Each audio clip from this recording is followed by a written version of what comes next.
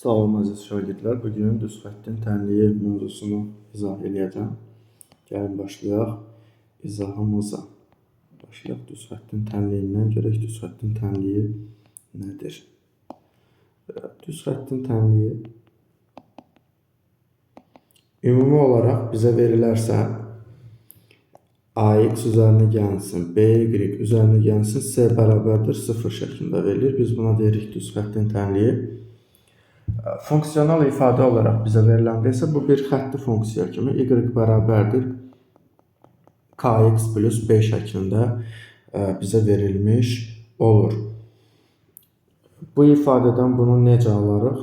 Əvvəlcə biz by bərabərdir mənfi ax çıxılsın c yazarıq. Sonra hər tərəfi b-yə bölsək mənfi a bölünsün bx çıxılsın c bölünsün b şəklində yazmış olarıq. Buradan artıq biz kx bərabərdir b şəklində olan ifadəni yazmış olduq.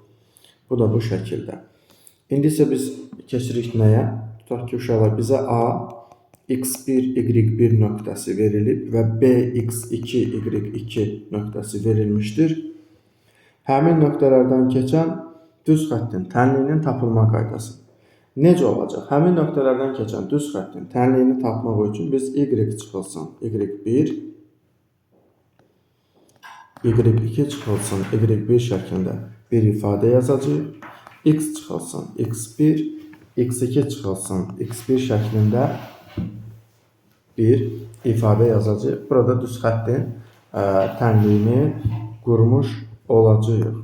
Düz xəttin tənliyini qurmuş olacağıq. Və ümumən bucaq əmsalını tapanda nə etməliyik? Bucaq əmsalını tapmaq üçün isə biz k bərabərdir y2 çıxılsın y1, x2 çıxılsın x1 şəklində bir ifadə yazmış olacaq. İndi gəlin baxaq bir nümunəyə. Tutaq ki, deyirəm ki, A 1, 4, B 2, 3 nöqtəsindən keçən düz xəttin tənliyini yazın və onun bucaq əmsalını tapın. Çox aydın məsələdir ki, biz y çıxılsın y1, y2 çıxılsın y1, x çıxılsın x1, x2 çıxılsın x1 düsturundan istifadə edəcək. Orada nə alınır? Y-dən biz y1-i, yəni 1-i çıxacaq.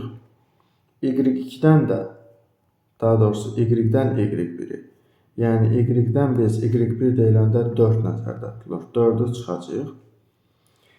3-dən də 4-ü çıxacaq, yəni y2-dən y1-i. Həmçinin x-dan x1-i, yəni 1-i çıxacaq və biz 2-dən də 1-i çıxacaq. Və belə bir ümumi ifadə almış olacaq. Y çıxılsın 4 bölünsün mənfi 1. X çıxılsın 1 bölünsün 1. Çarpaz vurmadan istifadə eləsək, y çıxılsın 4 bərabərdir mənfi x üstə gəlinsin 1 şəklində bir tənlik alacaq. Ümumi şəklə gətirməyə çalışsaq, biz AX üzərinə gəlsin BY bərabərdir C şəklinə gətirməliyik. Bunun üçün biz yazacağıq belə. Y üzərinə gəlinsin X, çıxılsın 4, çıxılsın 1 bərabərdir 0. Y üzərinə gəlsin X, çıxılsın 5 şəklində bərabərdir 0 şəklində bir tənlik almış olacaq. Bu şəkildə bir tənlik almış olacaq. Bundan sonra nə edirik? K-nı tapmaq üçün isə artıq bizim üçün asandır. Ümumən y-i tapmış olsaq, mənfi x üzərinə gəlsin 5 şəklində, yəni funksional şəkildə vermiş olsaq, bu şəkildə bir tənlik almış olacaq. K-nı tapmaqda bizim üçün asandır. K-nı tapanda nə edəcəyik? Açıq-aşkar görünür. K burada, y bərabərdir kx plus b olduğu üçün x-in qarşısındakı əmsal bizim k-mız sayılır. Yəni k-mız bərabərdir nəyə? Mənfi 1-ə. K-mız bərabərdir nəyə? Mənfi 1-ə. Bu da oldu bizim, belə deyək, Düz xəttin tənliyi və onun k-bucaq əmsalı. K-bucaq əmsalı.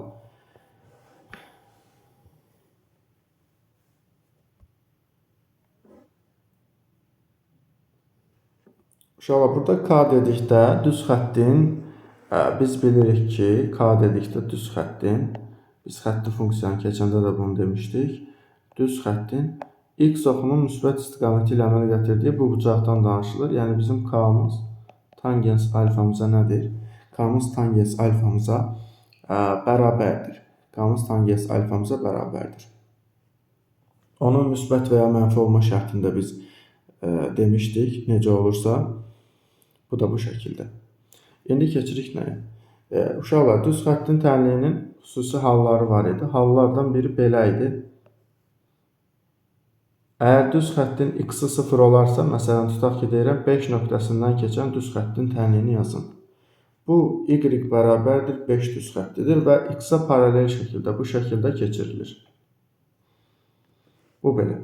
Məsələn, bir düz xətti desəm, y bərabər, bu da bu şəkildə keçiriləcək. Onda belə çıxır ki, absis oxunun özü, yəni OX oxu y bərabərdir 0 düz xətti deməkdir.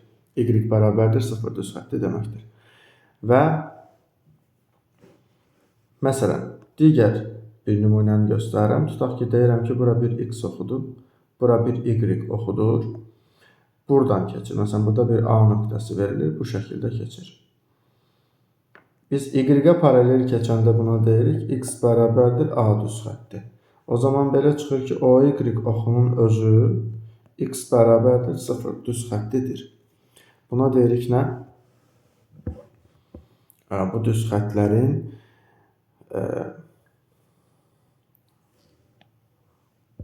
sabit, əslində bunlar bir növü sabit funksiyalar kimi də izah oluna bilər. Bu da belə. Və uşaqlar, bizdə ən vacib olanlardan biri də budur. Koordinat başlanğıcından keçən düz xətt. Koordinat başlanğıcından keçən düz xətt bizdə y bərabərdir kx funksiyasıdır. Y bərabərdir x düz xəttidir, daha doğrusu desək. Bax, o da buradan keçir, bu şəkildə. Y bərabərdir x düz xətti. Ümumən, quruluş şəklində yazsamsa, onu belə yaza bilərəm. AX üzərinə gəlsin, BY bərabərdir 0 şəklində yaza bilərəm. İndi keçək nəyə? Düz xətlərin qarşılıqlı vəziyyətdə. Uşaqlar, tutaq ki, bizə 2 düz xət verilib. Y bərabərdir K1x üzərinə gəlsin B1. Digəri isə verilib y bərabərdir K2x üzərinə gəlsin B2. Əgər ki, burada K1 K2-yə bərabər olarsa, yəni bucaq əmsalları bir-birinə bərabər olarsa, mən deyirəm ki, bu düz xətlər paraleldir. Paraleldir. Tutaq ki, ikincidə necədir? İkincidə deyirəm ki, K1 K2-yə bərabərdir. B1 də B2-yə bərabərdir. Bu halda deyirəm ki, bu düz xətlər üst-üstə düşür. Üst-üstə düşür. Bu bildiniz də yəqin ki, nəyə bənzəyir? Bu sistem tənliklərdə həllin olması variantları. Yadınızdadır mı? Sonsuz sayda həlli var, yeganə həlli var. Həmin sistem tənliklər zaten sistem şəklində verilən xətti tənliklər olduğu üçün eyni bu qaydadan istifadə olunur. Üçüncü də nədir? K1-imiz K2-dən fərqlidir. K1 K2-dən fərqlidirsə, deməli bunların bucaq əmsalları fərqlidir. Bucaqların dərəcələri fərqlidirsə, bunlar gedib yalnız bir nöqtədə kəsişəcəklər. Onda deyəcəm ki, mən yeganə həlli var. Düz xətlər kəsişir, düz xətlər kəsişir. Bu halda olacaq ki, bunların yeganə həlli var. Digər qarşılıqlı vəziyyət isə ən vacib olanlardan biri budur. Ən vacib, diqqət edirəm. Vacib olanlardan biri budur. Uşaqlar, K1-in K2-yə hasili -1-ə bərabərdir. K1-in K2-yə hasili -1-ə bərabərdir. Bu halda deyirəm ki, həmin düz xətlər bir-birinə nə olur? Perpendikulyar, yəni belə deyək, ortogonal düz xətlər olur. Düz xətlər bir-birinə paraleldir. Düz xətlər bir-birinə paraleldir. Daha doğrusu perpendikulyardır. Yəni onlar təxminən baxın bu şəkildə yerləşirlər.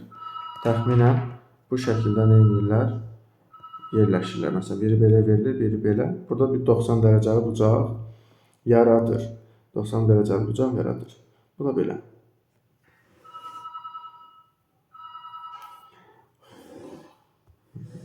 Bu da belə. Bilmirəm, indi düz xəttin normalı barədə bizim güvən və ya digər qayda kitablarında məlumat varsa, düz xəttin normalı haqqında danışmaq istəyirəm. Düz xəttin normalı nədir? Düz xəttə perpendikulyar olan vektor, ona düz xəttin normalı deyilir. Məsələn, belə bir düz xətt çəkirəm. Tutaq ki, bir L düz xətdir. L düz xətdir. Buradan buna belə bir perpendikulyar çəkirəm. Belə bir vektor çəkirəm. Bu buna perpendikulyardır. Bu adlanır düz xəttin normalı. Düz xəttin normalı. Bu da bu şəkildə.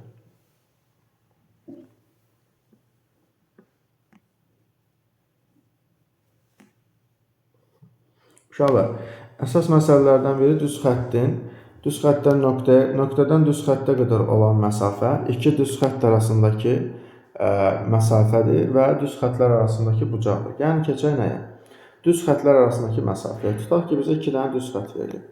AX üzərinə gəl, BY üzərinə gəl, C bərabərdir 0. Digəri də verilib. AX üzərinə gəl, BY üzərinə gəl, D bərabərdir 0. 2 deyir ki, bu iki düz xətt arasındakı məsafəni tapın.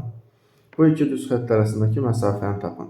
Uşaqlar, bu düz xəttlər əlbəttə ki, bir-birinə paralel düz xəttlərdir və onlar arasındakı məsafəni necə tapmalıyam? Onlar arasındakı məsafəni tapmaq, bax, belə bir şeydir. Bax, belə bir şeydir. Buradan bura hər ikisinə perpendikulyar çəkirəm. Hər ikisinə nə çəkirəm? Perpendikulyar çəkirəm. Hər ikisinə perpendikulyar çəkəndə artıq bu AB məsafəsi olur həmin məsafə, L məsafəsi. O məsafəni tapmaq üçün bizim qaydamız var. L bərabərdir modulda D-dən C-ni çıxıram. D-dən C-ni çıxıram. Yəni, hər ikisinin, belə deyək, D-sini və C-sini götürürəm, bir-birindən çıxıram. Kök altında AX, daha doğrusu A kvadratı üzərinə gəlsin, B kvadratı. Müəllim, yalnız paralel düz xəttlərdə mi olur? Bəli, yalnız paralel düz xəttlərdə olur. Səbəb nədir? Tutaq ki, mən bir dənə belə bir düz xətt çəkdim. Bir dənə də ona paralel olmayan belə bir düz xətt çəkdim. İkisinin arasındakı məsafə deyəndə mən hər ikisinə perpendikulyar olan düz xətti tapmalıyam. Hər ikisinə. Məsəl üçün, həmin düz xətt demək olar ki, bunların hər ikisinə perpendikulyar düz xətt mümkün deyil. Çünki düz xəttlərdən birinə perpendikulyardırsa, əgər digəri həmin düz xəttə paralel olarsa, bu şəkildə, o halda deyirəm ki, ikisinə də perpendikulyardır. Amma ikisi bir-birinə paralel deyilsə, müxtəlif bucaq yaratmaqla, belə deyək, qarşılıqlı vəziyyətdədirlərsə, bu halda onların digərindən paralel çəkə bilmirəm. Ona görə də burada A ilə B hər ikisində eyni olacaq. Yalnız C və D fərqlənəcək. Bu şəkildə biz asanlıqla tapmış olacağıq düz xəttlər arasında qarşılıqlı vəziyyətdə. Nümunə yazıram. Tutaq ki, deyirəm ki, 3x üzərinə gəlsin 4y üzərinə gəlsin 10 bərabərdir 0. Birini də yazıram ki, 3x üzərinə gəlsin 4y üzərinə gəlsin, nə bilim, atıram 10, gəl deyək 25 bərabərdir 0. Bunlar arasında məsafəni istəyirsə, mən götürürəm 25-dən 10-u çıxıram və ya 10-dan 25-i çıxıram, heç bir fərq etməz. Kök altında 3-ün kvadratı üstə gəl, 4-ün kvadratı. Artıq nə yaranacaq? 15 bölünsün 5. Bu da eləyəcək 3. Deməli, həmin düz xəttlər arasındakı məsafə nə qədərdir? Həmin düz xəttlər arasındakı məsafə 5-dir. Aha. Bir də keçirəm nəyə? Düz xəttlər arasında bucağın tapılması. 2 dənə düz xətt verilir, onlar arasında bucağı tapmalıyam. Məsələn, deyirəm ki, düz xəttimin biri K1x üzərinə gəl B1-dir.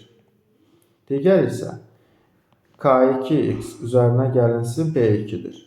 K2x üzərinə gəlsin B2-dir.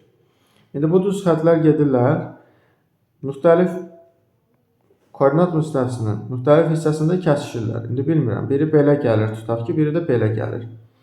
Burada bir müəyyən kəsişəndə bunlar alfa bucağı yaratdılar. Bəs həmin alfa bucağını necə tapmalıyam? Həmin alfa bucağı bir deyirəm ki, tangens alfadır. Tangens alfanı tapmaq üçün biz bu düsturdan istifadə edəcəyik. Olacaq belə. K2-dən K1-i çıxıram və 1-in üzərinə gəlirəm K2 ilə K1-in hasilini.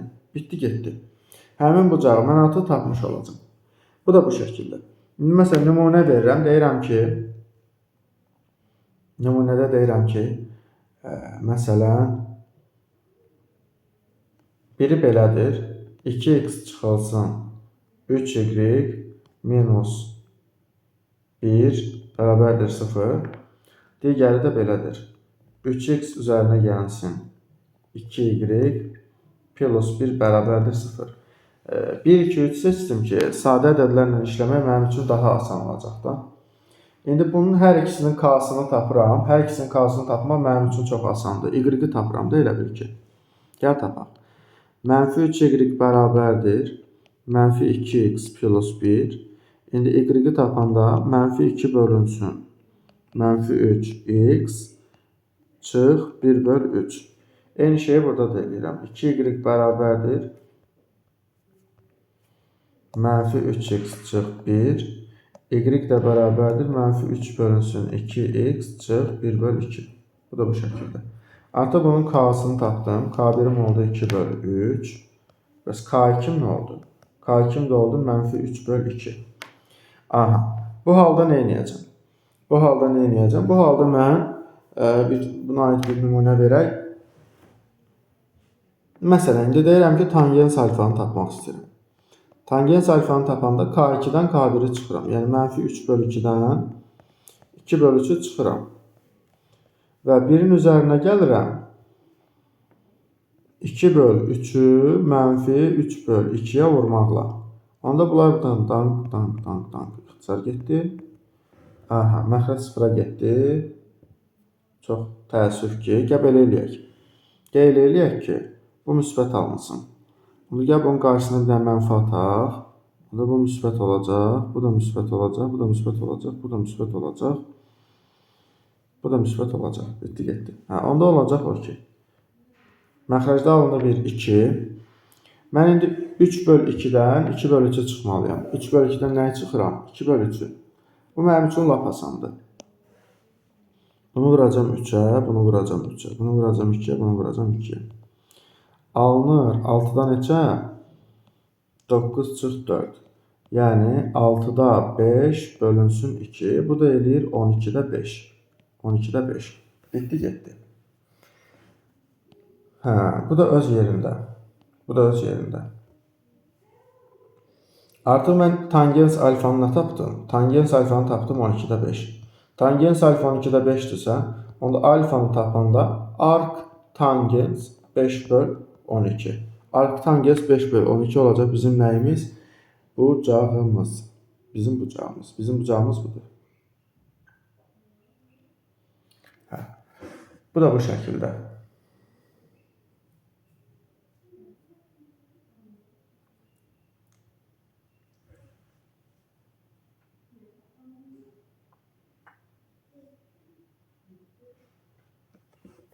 Keçək növbətiyə. Uşaqlar, biz düz xəttlər arasındakı bucağı onların normalları arasındakı bucaqla da tapa bilərəm. Normalları arasındakı bucağı tapmaq nə edəcəm? Gəlin yazaq. Normallar arasındakı bucaqla da tapa bilərəm, müəyyən edə bilərəm. Bu mix səviyyəsidir. Qoy bura qeyd eləyək. Mix səviyyəsi. Yəni müəllimlərin işə qəbul imtahanı səviyyəsidir. Onda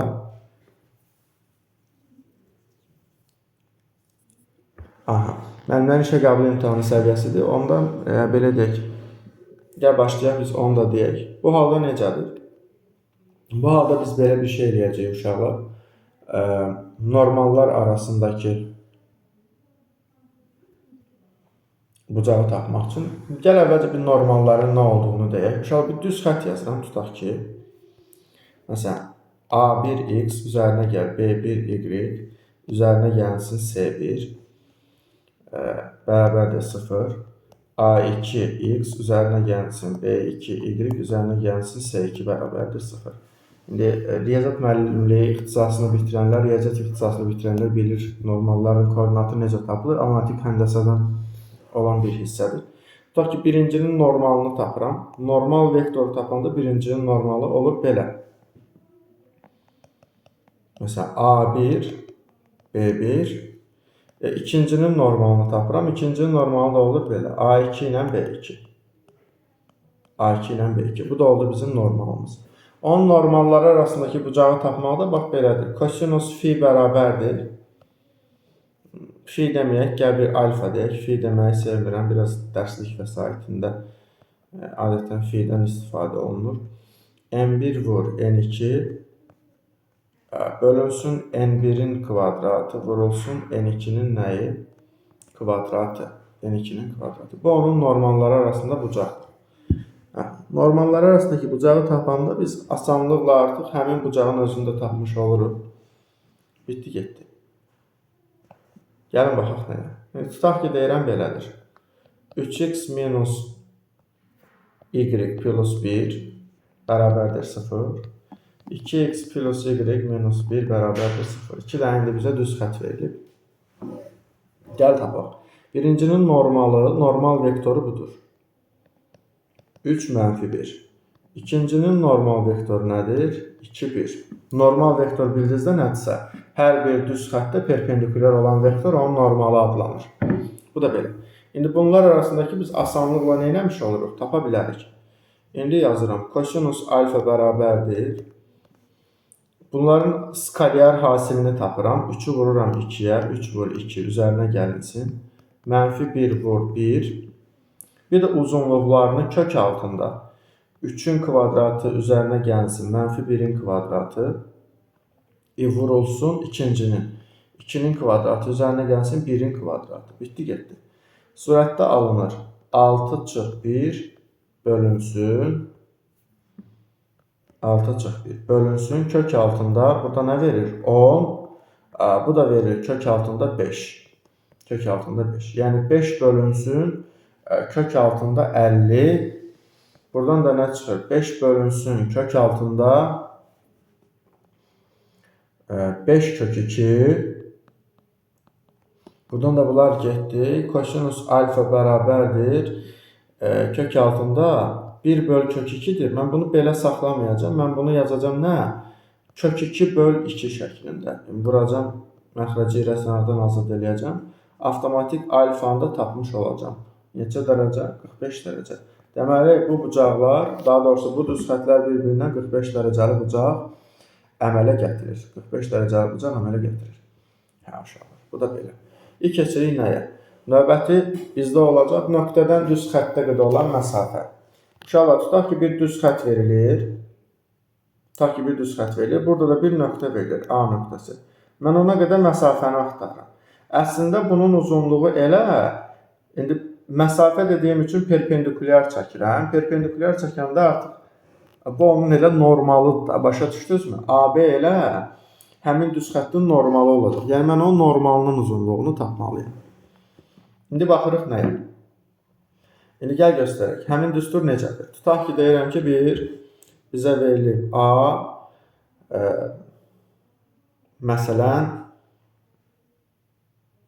A0, X0, Y0 nöqtəsi verilir. Bir dənə də AX üzərinə gəl, BY üzərinə gəl, C bərabərdir 0 düz xətti verilib.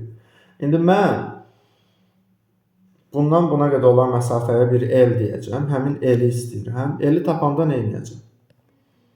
Belə yazıram. AX0 üzərinə gəlsin. BY0 üzərinə gəlsin C modulu və kök altında A-nın kvadratı üzərinə gəlsin B-nin kvadratı. İndi gəl nümunə verək. Nümunədə necə deyirəm? Baxın. Deməli deyirəm ki, nöqtəmiz olsun A 2, 3 nöqtəsi. Və düz xəttimiz də olsun belə. 2x üzərinə gəl 3y. Elə bir şey seçək ki, məxrəcdən kök çıxsın da bizə. 6 ilə 8 seçək. 6x üzərinə gəl 8y çıx 2. Bərabərdə 0 düz xəttidir. İndi deyirəm ki, bu nöqtədən bu düz xəttə qədər olan məsafəni tapın. Əslində mən ona bir normal vektor endirirəm. Həmin vektorun uzunluğunu tapmış oluram. Bu da necə olacaq? Həmin vektorun uzunluğunu tapmış olacaq. Yazıram belə. 6 vurulsun, artıq x-in yerinə aparıb nəyi qoyuram? 2-ni. 8 vurulsun, y-in yerinə 3-ü. Çıxılsın 2, bölünsün. Məxrəcdə artıq 6-nın kvadratı, üzərinə gəl 8-in kvadratı. Bu da nə verəcək? 12 üzərinə gəlsin, 24 çıxılsın 2, bölünsün, məxrəcdə də verdi 1, 10. Düzdürmü? Bu da nə eləyəcək? 36, bu kök altında 100 verir. Gəl biz buna 2 deməyək, gəl biz buna 6 deyək. Niyə 6 deyək? Görəcək üstünə deyirəm sana. Tam ədəd versin deyə deyirəm. Surətdə alındı bir nə? Surətdə alındı bir 30. Məxrəcdən də 10 çıxır. Deməli bu. Bu da bu şəkildə. Deməli nöqtədən həmin düz xəttə qədər olan məsafə nə qədər imiş? 30 imiş. 30 imiş. Uşaqlar, bizim müstəvi ilə bağlı da bir neçə sual mən görmüşəm. Gəlin müstəvinin də tənliyini deyək. Müstəvinin tənliyi necədir? Müstəvinin tənliyi. Müstəvinin tənliyi belədir. Müstəvinin tənliyi belədir. AX üzərinə gəlsin, BY üzərinə gəlsin, CZ üzərinə gəlsin, D bərabərdir 0. Səbəb odur ki, müstəvi bir fəzada, üçlü fəzada yerləşdiyi üçün artıq biz onu nə eləmiş olacağıq? Z-i də oraya əlavə etmiş olacağıq. Z-i də oraya əlavə etmiş olacağıq. Bu da belə.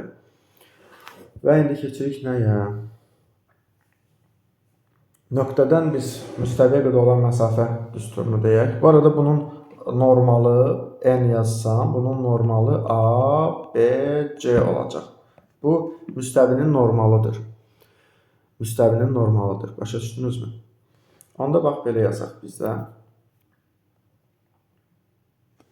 Tutaq ki deyirəm ki, bir A0 nöqtəsindən x0, y0, z0 nöqtəsindən bu müstəviyə qədər məsafə. Deyirəm ki, bir L-dir. Nə edəcəm? Deyirəm ki, bir L-dir, nə edəcəm? Və götürürəm, A-nı vururam x0-a, B-ni vururam y0-a, C-ni də vururam z0-a, üstünə bir D-ni gəlirəm, bölürəm nəyə? Kök altında A-nın kvadrat, B-nin kvadrat, C-nin kvadratına. Eyni ilə digərində olan qayda kimidir. Sadəcə necə deyərik?